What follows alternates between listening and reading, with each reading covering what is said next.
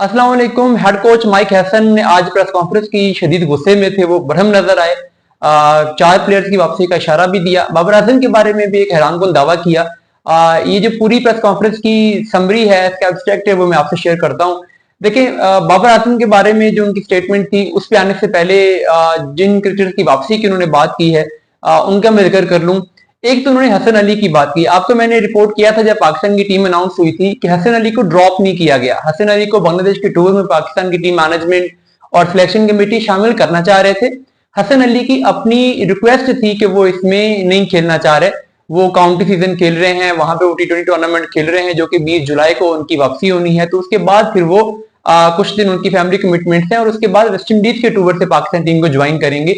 आज head coach mic Hesson ने भी इस बात को कंफर्म कर दिया कि हसन अली को ड्रॉप नहीं किया गया बांग्लादेश सीरीज से, बल्कि उन्होंने खुद विथड्रॉ किया था। उनकी अपनी ये ख्वाहिश थी और वेस्ट इंडीज में वो पाकिस्तान टीम के साथ जाएंगे।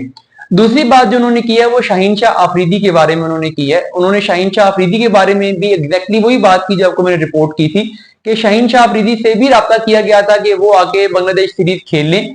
लेकिन वो कुछ उनकी अपनी कमिटमेंट थी, वो दिन पहले बना चुके थे कि मैं सीरीज में नहीं हूँ। इनिशियली उनको स्क्वाड में लिया नहीं गया था, तो फिर उन्होंने भी यही कहा कि मैं वेस्ट इंडीज के टूर से टीम को ज्वाइन कर लूंगा, बांग्लादेश की सीरीज में स्किप कर देता हूं। तो उन्होंने कहा कि वेस्ट इंडीज में शाहीन शाह अफरीदी भी स्क्वाड का पार्ट होंगे, T20 का पार्ट होंगे, ओडीआई का पार्ट होंगे। इस पर कोई उन्होंने वजाहत नहीं दी, लेकिन एक्सपेक्टेड यही है कि वो ओडीआई का पार्ट होंगे। लेकिन एशिया कप के कॉन्टेक्स्ट में उन्होंने जरूर कहा कि हम शाहीन शाह अफरीदी हमारे मेन फास्ट बॉलर है। उन्होंने खासकर बात की कि शाहीन पाकिस्तान का बेस्ट फास्ट बॉलर है इस वक्त जो अवेलेबल है, तो इसलिए वो हमारे लॉन्ग टर्म प्लान में हैं, उनको हम डिस्कार्ड नहीं कर रहे। तो एशिया कप के कॉन्टेक्स्ट में भी इन्होंने बात की कि उसमें भी वो खेलेंगे। तो ज्यादा चांसेस ये हैं कि वेस्ट इंडीज की T20 सीरीज में नहीं होंगे, ओडीआई सीरीज से आएंगे, आगे जो यूएई में ट्राई नेशन सीरीज है उसमें खेलेंगे और फिर आगे जाके एशिया कप में खेलेंगे। तीसरी जो उन्होंने बात की वो उन्होंने हारिस रऊफ के बारे में बात की। हारिस रऊफ के बारे में उनसे ये पूछा गया तो उन्होंने कहा कि हारिस रऊफ को हम इस सीरीज में बांग्लादेश की सीरीज में भी ले रहे थे, पिछली सीरीज में भी वो थे और उनकी वापसी हो जाएगी। वो अनफिट हैं, उनको अभी हम ऑब्जर्व कर रहे हैं, बहुत जल्दी उनकी वापसी नजर नहीं आती। यानी जो वेस्ट इंडीज का टूर है उसमें हारिस रऊफ वापस आते हुए नजर नहीं आते। उसके बाद आगे यूएई वाली जो ट्राई नेशन सीरीज है उसमें हारिस रऊफ की वापसी कराई जाएगी या एशिया कप में करवाई जाएगी। ये हारिस रऊफ की आगे जो उनके फिटनेस की रिकवरी है उस पर डिपेंड करेगी कि वो कितना जल्दी फिट हो रहे हैं, कितना जल्दी वो पाकिस्तान के लिए अपने आप को तैयार कर पाते हैं, रिकवर कर पाते हैं। तो लेकिन फिलहाल हारिस रऊफ की वापसी नहीं होने जा रही। फिलहाल पाकिस्तान के लिए जो अगली दो सीरीज है, यानी जो बांग्लादेश का टूर है, जो वेस्ट इंडीज का टूर है, उसमें वो शामिल नहीं होंगे। चौथी और सबसे आखिरी बात जो उन्होंने की है वो नसीम शाह की बात उन्होंने की है। नसीम शाह के बारे में उन्होंने कहा कि नसीम शाह को वो ऑल फॉर्मेट बॉलर समझते हैं, तीनों फॉर्मेट का बॉलर समझते हैं और वो समझते हैं कि ऐसी कोई वजह नहीं है कि उनको कभी भी स्क्वाड में शामिल ना किया जाए।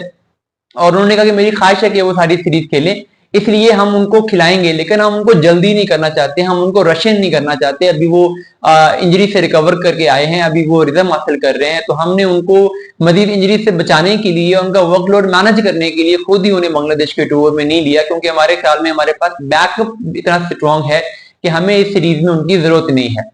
बाबर आजम के बारे में जिन्होंने बात की, दो बातें की। एक तो उन्होंने कहा कि ये जो दावा किया जा रहा है कि बाबर आजम को हम एज अ कीपर बैट्समैन ले रहे हैं, ये बिल्कुल गलत है। ऐसा ही कोई बात नहीं है, Babar Azam as keeper batsman नहीं खेलेंगे, वो एज अ बैट्समैन ही खेलेंगे। तो जिन लोगों ये जो र्यूमर चली है कि कोच ने उन्हें कहा कि कीपिंग कर लें, ऐसा की कोई बात नहीं है। उन्होंने कहा ये मुमकिन ही नहीं है कि एक प्लेयर जिसने पूरी लाइफ कीपिंग ना की हो, मैं अचानक से कीपिंग करवाना शुरू कर दूं। तो ये उन्होंने कहा कि अब्सर्ड न्यूज है।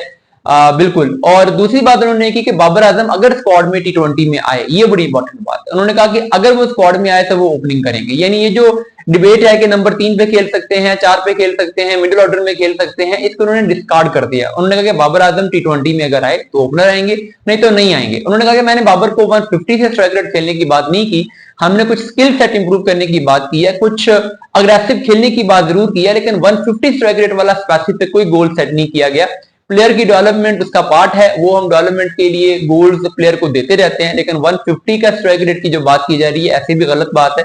बाबर आजम को इस तरह का कोई गोल नहीं दिया गया, लेकिन दबे लफ्जों में उन्होंने ये बता दिया कि उनको स्ट्राइक रेट की बात की गई है। उन्होंने कहा कि अगर वो ओपनिंग करेंगे तो वो साइम या फखर के साथ ओपनिंग करेंगे। साहिबजादा के बारे में बात नहीं की। इसका मतलब है कि शायद उनको वो अपने लॉन्ग टर्म गोल में उस तरीके से सीरियस नहीं समझते।